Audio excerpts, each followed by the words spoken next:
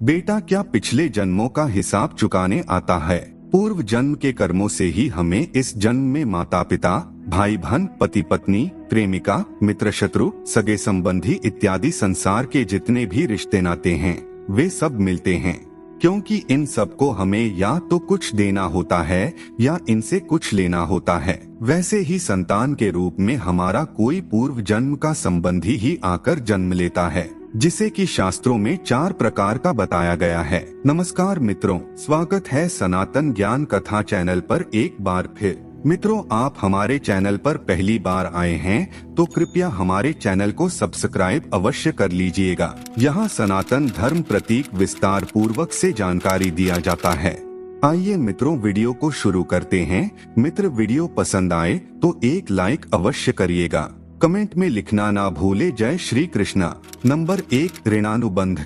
पूर्व जन्म का कोई ऐसा जीव जिससे आपने ऋण लिया हो या उसका किसी भी प्रकार से धन नष्ट किया हो, वह आपके घर में संतान बनकर जन्म लेगा और आपका धन बीमारी या व्यर्थ के कार्यों में तब तक नष्ट करेगा जब तक कि उसका हिसाब पूरा न हो जाए। नंबर 2, शत्रु पुत्र। पूर्व जन्म का कोई दुश्मन आपसे बदला लेने के लिए आपके घर में संतान बनकर आएगा और बड़ा होने पर माता पिता से मारपीट, झगड़ा या उन्हें सारी जिंदगी किसी भी प्रकार से सताता ही रहेगा। हमेशा कड़वा बोलकर उनकी बेइज्जती करेगा व उन्हें दुखी रखकर खुश होगा। नंबर 3, उदासीन पुत्र। इस प्रकार की संतान न तो माता पिता की सेवा करती है और न ही कोई सुख देती है और उनको उनके हाल पर मरने के लिए छोड़ देती है। विवाह होने पर यह माता पिता से अलग हो जाती है। नंबर 4, सेवक पुत्र।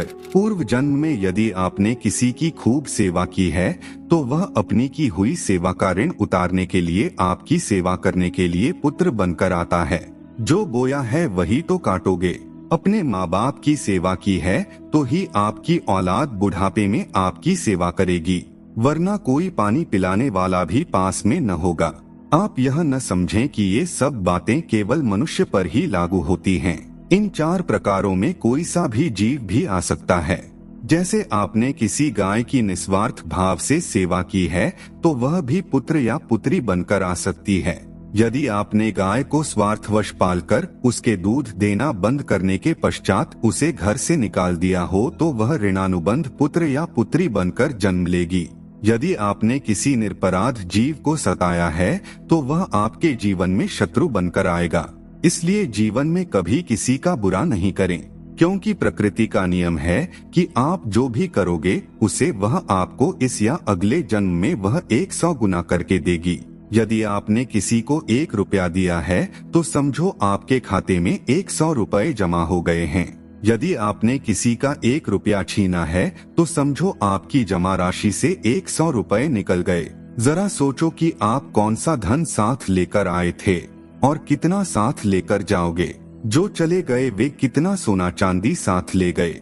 मरने पर जो सोना चांदी धन दौलत बैंक में पड़ा रह गया, समझो वह व्यर्थ ही कमाया। औलाद अगर अच्छी और लायक है तो उसके लिए कुछ भी छोड़कर जाने की जरूरत नहीं, खुद ही खा कमा लेगा।